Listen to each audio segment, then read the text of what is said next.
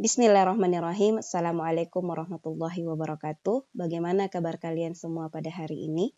Semoga senantiasa berada dalam lindungan kasih sayang Allah Subhanahu wa taala dan semoga Allah senantiasa menganugerahkan keimanan dan kesehatan yang sempurna kepada kita semua. Pada hari ini, materi yang akan kita bahas masih pada materi pokok meraih berkah dengan mawaris. Kadar pengetahuan yang akan kita capai yaitu mampu menganalisis dan mengevaluasi ketentuan waris dalam Islam. Adapun untuk kadar keterampilannya yaitu mampu mempraktekkan pelaksanaan pembagian waris dalam Islam. Untuk tujuan pembelajaran hari ini diharapkan setelah melakukan pembelajaran atau setelah melewati pembelajaran hari ini, maka kalian mampu untuk pertama menjelaskan hak-hak terkait harta warisan dengan benar. Yang kedua, menjelaskan syarat dan sebab-sebab waris dalam Islam dengan benar. Yang ketiga, menjelaskan syarat dan sebab-sebab waris dalam Islam dengan benar. Yang keempat, menganalisis penghalang mendapatkan warisan dengan benar.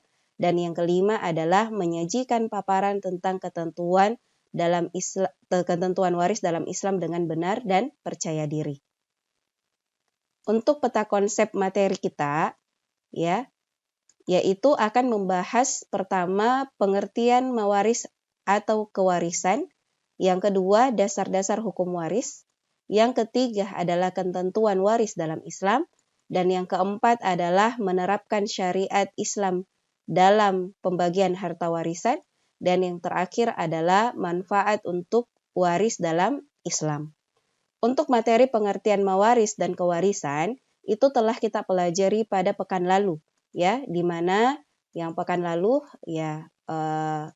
itu sudah dijelaskan tentang pengertian mawaris, pengertian ilmu faraid, hukum mempelajari ilmu mawaris, rukun mawaris, sumber hukum dan kedudukan ilmu mawaris, serta dalil-dalil yang terkait dengan mawaris. Adapun hari ini kita akan menjelaskan tentang hak-hak terkait harta warisan, syarat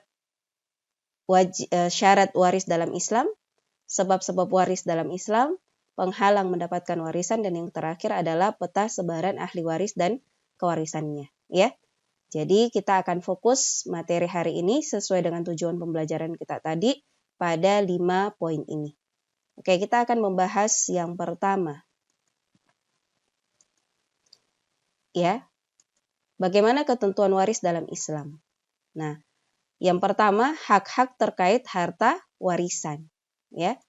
Nah, yang pertama adalah menyelesaikan biaya pengurusan jenazah. Jadi, sebelum warisan itu dibagikan kepada yang berhak atau yang menjadi ahli waris, maka terlebih dahulu harus melewati atau harus mengeluarkan hak-hak terkait harta warisan tersebut.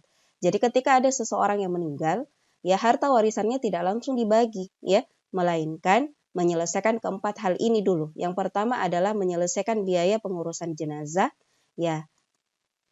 Kemudian yang kedua melunasi utang, ketiga melaksanakan wasiat, dan yang terakhir adalah warisan.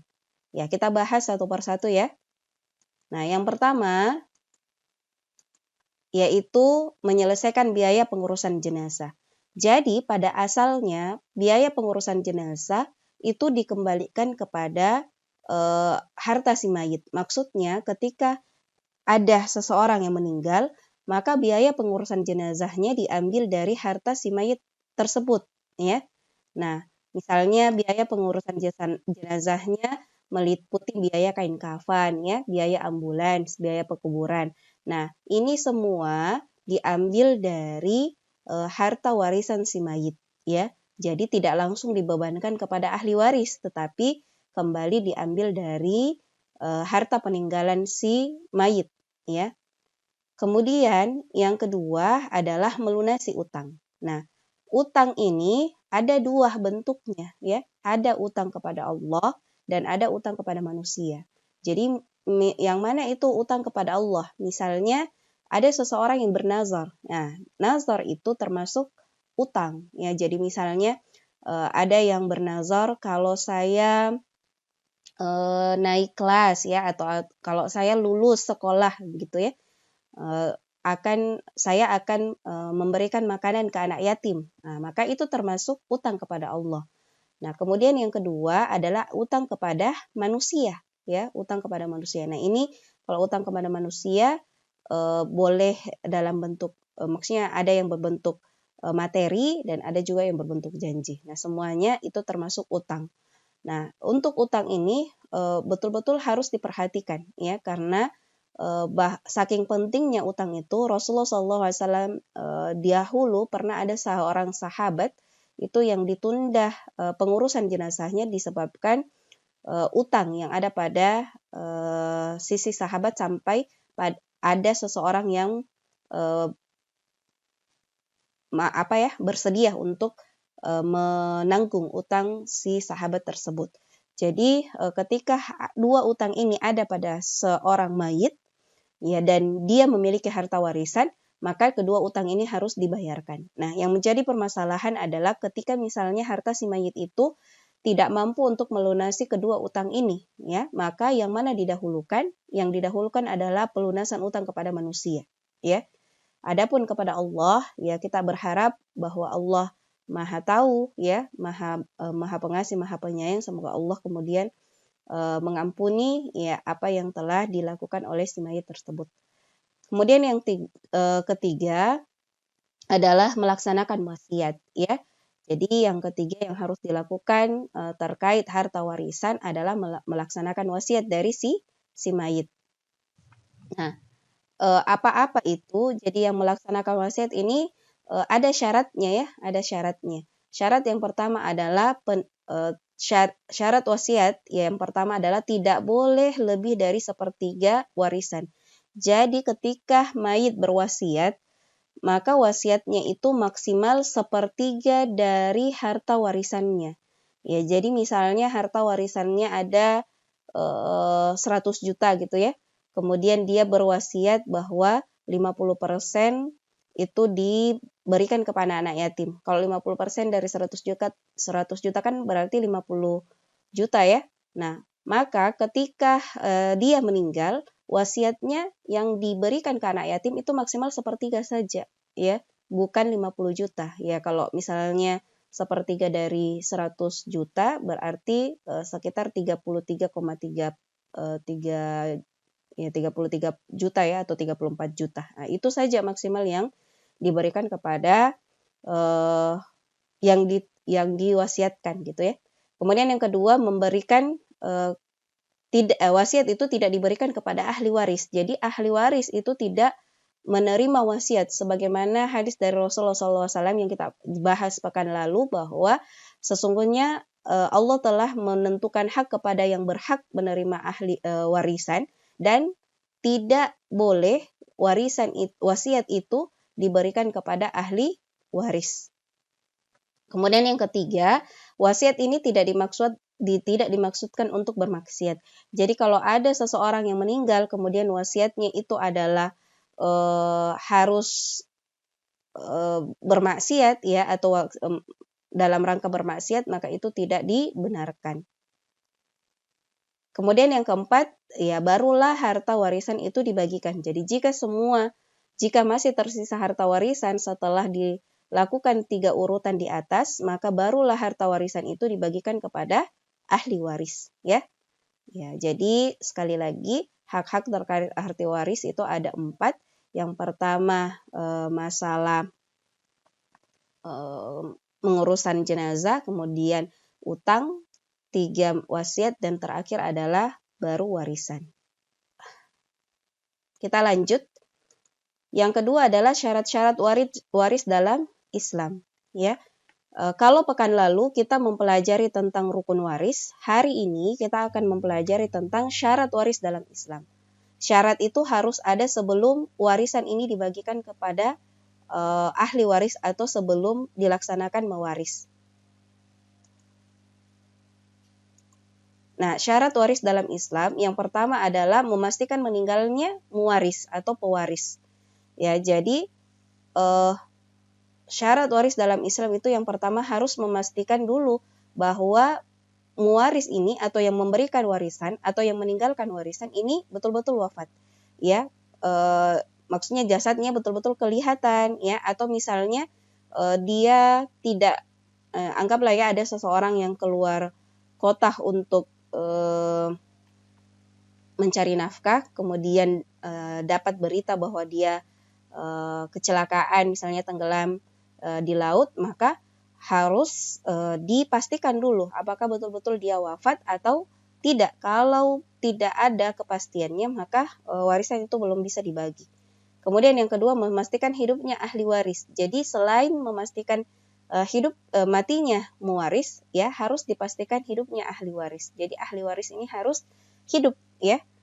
Jadi kalau ahli warisnya sudah wafat, ya maka tidak usah diberikan kepada ahli waris yang telah wafat. Kemudian yang ketiga adalah keilmuan terhadap hukum waris. Nah, ini yang sangat penting dalam syarat waris, karena warisan itu dibagikan berdasarkan ketentuan-ketentuan yang telah Allah tetapkan di dalam Al-Quran dan Sunnah, ya. Dan itu kita akan bahas pada materi hari ini. Berikutnya kita akan membahas tentang sebab-sebab waris dalam Islam, ya. Sebab-sebab waris dalam Islam itu maksudnya adalah apa-apa yang menyebabkan seseorang itu menjadi waris atau ahli waris, ya. Yang pertama adalah nikah yang sah. Jadi seseorang itu baru menjadi ahli waris jika disebabkan oleh pernikahan yang sah. Ya, berarti apabila seseorang itu menjadi ahli waris namun dia berasal dari pernikahan yang tidak sah atau terjadi sebelum dia lahir, maksudnya ya, atau dia jadi janin sebelum pernikahan yang sah, tidak ada pernikahan atau singkatnya hamil di luar nikah, maka dia tidak berhak menerima warisan. Kemudian adalah yang kedua al-wala. Apa itu al-wala? Al-wala itu adalah memerdekakan budak. Jadi misalnya di zaman dahulu kita mengenal satu sahabat yang namanya Bilal bin Rabah, ya, yaitu muazin Rasulullah SAW. Bilal bin Rabah dahulu itu adalah seorang budak, ya, namun kemudian beliau dimerdekakan oleh Abu Bakar As-Siddiq. Jika ini contoh saja, ya, jika misalnya Bilal bin Rabah ini wafat, ya, setelah dimerdekakan oleh Abu Bakar As-Siddiq dan dia meninggalkan harta warisan, maka Abu Bakar ini berhak menjadi ahli waris, ya, karena telah memerdekakan Bilal bin Rabah. Itu contohnya, ya. Kemudian yang ketiga adalah nasab. Nasab itu adalah garis keturunan. Dan yang terakhir adalah persamaan agama, ya. Jadi ketika ada seseorang yang berbeda agama dengan pewaris atau muwaris, maka dia tidak berhak mendapatkan warisan. Nah, dari keempat sebab-sebab itu, sebab nasablah yang menjadi sebab yang paling kuat yang menyebabkan seseorang menjadi ahli waris. Nah, kemudian kenapa sebab nasab itu menjadi sebab yang paling kuat? Sebab yang pertama, nasab itu telah terjalin terlebih dahulu. Jadi sejak seseorang lahir ke muka bumi ini, itu telah terjalinlah nasab antara dirinya dengan orang tuanya, ya. Maka sejak dia menjadi manusia, ya, sejak dia lahir maksudnya, ya, dia telah menjadi ahli waris, ya, berhak mendapatkan warisan ketika misalnya kedua orang tuanya wafat, ya, wa na'udzubillah. Kemudian yang kedua adalah sebab nasab ini tidak akan pernah putus, ya, sekalipun dengan talak atau perceraian. Jadi tidak ada yang dikatakan mantan, misalnya, ya, yang sebab nasab ini adalah keturunan. Tidak ada yang bisa memutuskan garis keturunan, ya, atau garis saudara, ya, atau apapun saja yang di dalam perkara nasab, sekalipun itu berkenaan dengan talak atau perceraian. Jadi tidak ada mantan anak, tidak ada mantan saudara, ya. Tidak ada mantan anak, terutama kalau dia berkaitan dengan talak, ya. Jadi anak sekalipun orang tuanya bercerai dan misalnya salah satu dari orang tua ini meninggal, maka anaknya berhak mendapatkan warisan sekalipun anak ini kedua orang tuanya telah pisah, ya. Kemudian yang terakhir adalah tidak bisa dihalangi oleh ikatan nikah ataupun wala. Jadi seperti tadi, ketika ada seorang anak yang kedua orang tuanya bercerai, kemudian salah satunya menikah kembali, dan setelah pernikahan kedua dari kedua orang tuanya ternyata bapaknya wafat, ya, maka anaknya ini tetap mendapatkan warisan, tidak terhalang gara-gara pernikahan keduanya dengan perempuan lain. Dan begitupun dengan wala, ya, tidak terhalang oleh wala juga. Nah, semoga bisa difahami ya. Kalau misalnya ada sesuatu yang kita tidak pahami, boleh kita diskusikan nanti. Oke, berikutnya kita akan masuk pada penghalang-penghalang mendapatkan warisan. Ya, apa yang menjadi penghalang seseorang mendapatkan warisan? Ya, yang pertama yaitu budak. Ya, jadi budak itu tidak mendapatkan warisan dari tuannya, sekalipun dia telah ditanggung oleh tuannya, tapi tidak mendapatkan warisan, tidak berhak mendapatkan warisan. Ya, ini beda dengan al-wala tadi. Kalau al-wala yang memerdekakan budak ini. Tapi kalau budak ini berarti yang bekerja, ya bukan yang bekerja ya, yang hidup dalam kekuasaan tuannya. Nah, maka dia tidak berhak mendapatkan warisan tuannya. Nah, sebenarnya sih pada saat hari-hari ini atau pada keadaan saat ini itu budak hampir sudah tidak ada lagi, ya. Kemudian yang kedua adalah murtad, ya. Jadi misalnya wa na'udzubillah ya, kalau ada satu keluarga terus salah satu dari anaknya itu murtad, wa na'udzubillah, maka ketika orang tuanya wafat, ya, maka anak itu tidak mendapatkan warisan, ya, sekalipun dari sisi nasab dia adalah anak dari kedua orang tuanya, ya. Tapi karena dia murtad, maka dia tidak berhak mendapatkan warisan. Sebagaimana tadi, sebab-sebab menjadi waris adalah persamaan agama. Kemudian yang ketiga adalah perbedaan agama. Ini hampir sama dengan murtad, ya. Beda agama kan ketika dia keluar dari Islam, berarti dia sudah beda agama, ya. Kalau beda agamanya dari awal, misalnya orang dahulu dia non-muslim, kemudian dia masuk kepada muslim, anaknya, ya. Maka anaknya ini yang sudah muslim, ketika orang tuanya yang non-muslim ini meninggal, maka dia pun tidak mendapatkan warisan. Dan yang terakhir adalah membunuh. Nah, ini yang paling ya sering muncul di masyarakat kita. Terkadang ahli waris karena sangat menginginkan warisan dari yang mewariskan warisan, ya. Misalnya ada anak yang sampai membunuh kedua orang tuanya untuk mendapatkan warisan. Ya, maka seharusnya di dalam Islam itu sesuai dengan ketentuan Islam, dia tidak mendapatkan warisan karena dia telah melakukan pembunuhan, dan pembunuhan itu adalah penghalang mendapatkan warisan. Berikutnya, pada materi hari ini kita akan menjelaskan peta sebaran ahli waris dan kewarisannya. Inilah inti dari ketentuan waris, ya. Bagaimana kita mampu mengetahui siapa-siapa atau bagaimana peta sebaran ahli waris dan berapa bagian dari ahli waris tersebut. Oke, silahkan difokuskan dirinya ya untuk melihat peta sebarannya. Nah, peta sebaran ahli waris, ya, satu hal yang harus kita pahami untuk menentukan ahli waris selalu berpatokan kepada mayit, ya. Saya ulang, hal yang paling pertama yang harus kita perhatikan dalam menentukan peta sebaran ahli waris yaitu selalu berfokus kepada mayit, ya. Jadi siapa ahli waris dari mayit ini? Nah, itu berpatokan kepada mayit ini. Oke, kita lihat. Nah, peta sebaran ahli waris itu ada 4 jalur, ya. Ada 4 jalur. Jalur yang pertama, ya, yang berwarna hijau ini disebut dengan jalur keturunan. Jadi ingat ya, pada peta sebaran ahli waris ada 4 jalurnya, ya, dan 4 jalur ini menentukan ahli waris yang paling berhak, ya. Jadi jalur pertama, 2, 3, 4, yang pertama itu yang paling berhak, kemudian baru yang kedua, baru yang ketiga, baru yang keempat. Ya, kita kembali kepada pembahasan. Misalnya mayitnya adalah orang tuanya, ya.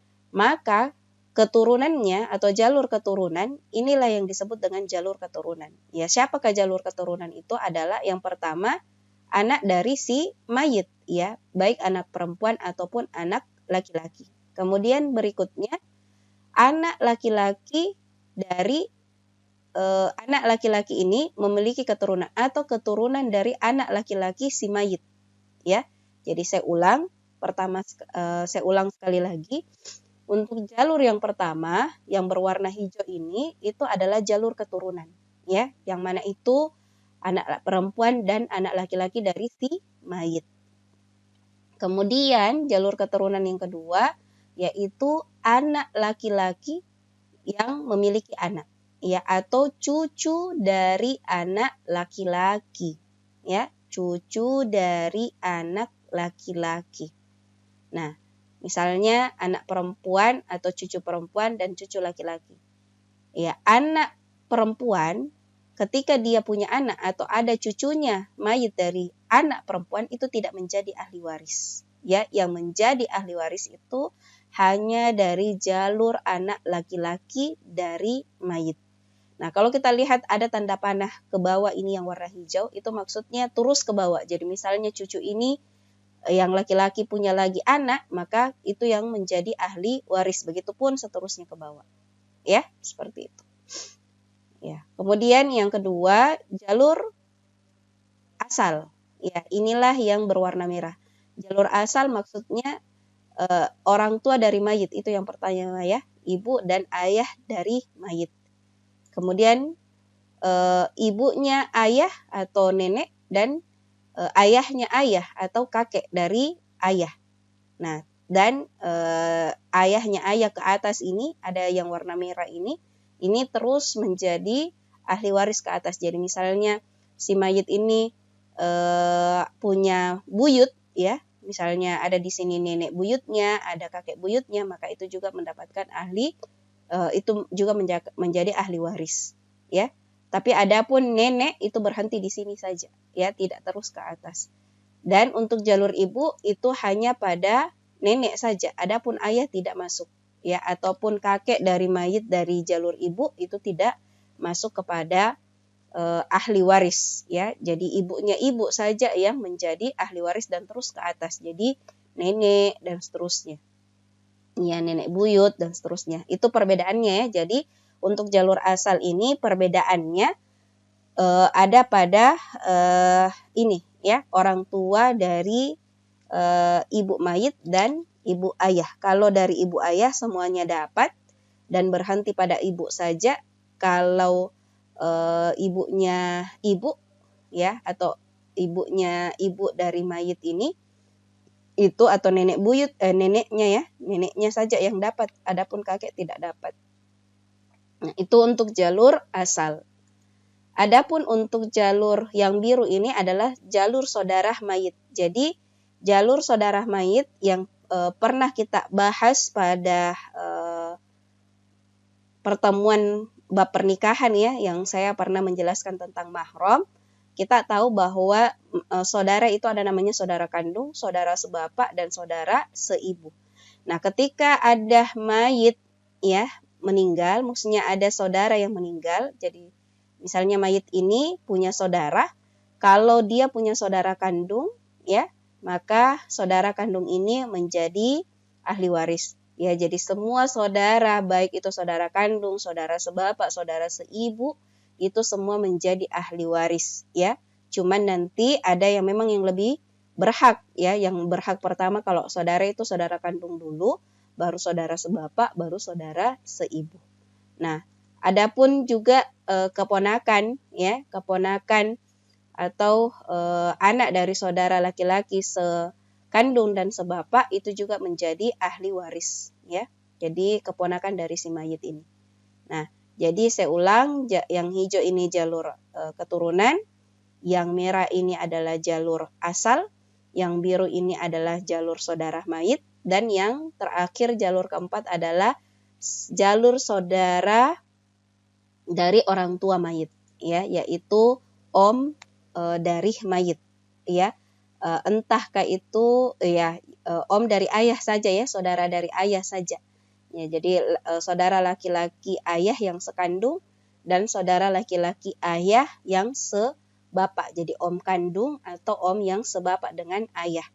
Nah, itu juga menjadi ahli waris dari mayit.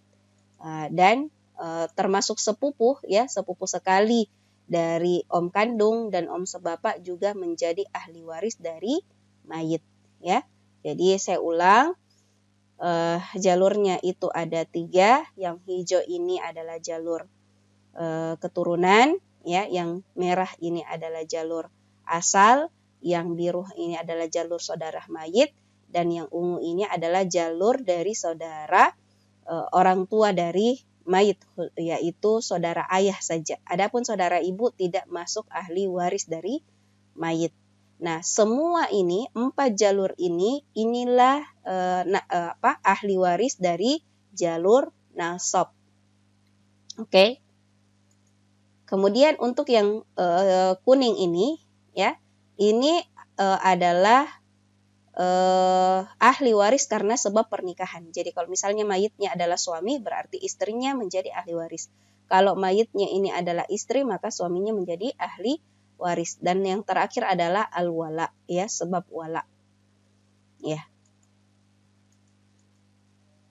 Nah, ahli waris itu ya, jadi yang tadi ini ya, ini semua ya, ini semua ada sekitar 25 ya, 25 ahli waris. Itu ahli waris itu dibagi menjadi 2. Ada yang namanya ashabul furud ya. Apa itu ashabul furud? Ashabul furud itu adalah ahli waris yang memiliki bagian tetap yang telah ditentukan oleh syariat. Jadi ashabul furud ini bagian-bagian 1/2-nya, 1/4, 1/6, 1/8, 2/3 ini telah ditentukan dari Al-Quran ya. Dan kita pernah bahas di pertemuan pekan lalu, yaitu berada dalam surah An-Nisa ayat 11, 12, dan 176. Nah, jadi ashabul furud itu adalah bagian-bagian ahli waris yang tetap ya. Dan yang kedua adalah asabah. Asabah itu apa sih? Asabah itu adalah ahli waris yang mendapatkan sisa dari warisan atau tidak tetap. Jadi pada pembagian harta warisan, nantinya kita akan membagi ya harta warisan. Ketika harta warisan itu mau dibagi, maka yang pertama diberikan dulu kepada ashabul furud yang telah ditentukan Allah bagiannya. Nah, kalau masih ada sisa dari warisan itu, barulah diberikan kepada asabah. Dengan ketentuan kalau dia laki-laki, maka dia mendapat 1 bagian. Kalau perempuan mendapat 1/2 bagian dari harta yang masih tersisa. Nah, berikutnya untuk masalah kewarisan ini ya, insya Allah ya, kita bisa melihat pada materi yang berikutnya ya, yang Ibu sudah jelaskan dan Ibu sudah share di link YouTube ya. Jadi untuk pertemuan hari ini, untuk materi awal Ibu akan menjelaskan hanya pada ahli waris ya, atau peta sebaran ahli waris. Jadi setelah ini insya Allah kita akan masuk pada sesi diskusi ya. Jadi semua materi tadi silahkan disimak dengan baik. Kalau ada yang mau ditanyakan silahkan ditanyakan. Kemudian kita akan masuk nanti pada sesi diskusi. Dan pada sesi diskusi ini nanti file-file PowerPoint yang Ibu kerjakan hari ini ya, atau yang Ibu jelaskan, itu akan Ibu berikan kepada kalian. Jadi pada PowerPoint ini itu ada materi-materi tentang kewarisan, mulai kewarisan suami ya, yang ini ya ada bagian-bagian 1/2-nya dan seterusnya. Nah, ini nanti slide-nya akan Ibu kirimkan ke kalian lewat WhatsApp group ya, dan kalau penjelasannya kalian bisa lihat nanti pada link YouTube yang Ibu akan bagikan juga kepada kalian pada saat diskusi. Ya, jadi diskusi nanti itu kita akan menyelesaikan tentang sebuah permasalahan, yang di permasalahan itu dikaitkan, solusinya dikaitkan, dicari ya, dengan mengaitkan dengan materi-materi yang telah ada ya. Jadi itu saja materi kita hari ini. Kalau ada yang mau ditanyakan silahkan setelah penjelasan video pembelajaran hari ini, dan insya Allah kita akan lanjut pada sesi diskusi. Ya, syukran wa jazakumullah khair atas perhatian kita semua. Semoga Allah memampukan kita untuk memahami materi ini dengan baik, ya, sebab materi kewarisan ini atau mawaris ini adalah materi yang sangat penting kita pelajari, sebab ya ketika kita tidak berlandaskan kepada ketentuan-ketentuan yang Allah telah tetapkan dalam syariat kita, maka yakinlah bahwa akan terjadi masalah ya ketika dia tidak berkenaan dengan perintah Allah Subhanahu wa taala. Jadi sekali lagi, materi yang Ibu jelaskan pada video pertama ini sampai pada pembagian ahli waris. Adapun kewarisannya, berapa bagian-bagiannya, kalian bisa lihat pada slide yang Ibu akan bagikan di WhatsApp group, dan pada penjelasan link YouTube yang Ibu akan bagikan juga pada WhatsApp group, kemudian kalian akan berdiskusi. Syukran. Assalamualaikum warahmatullahi wabarakatuh.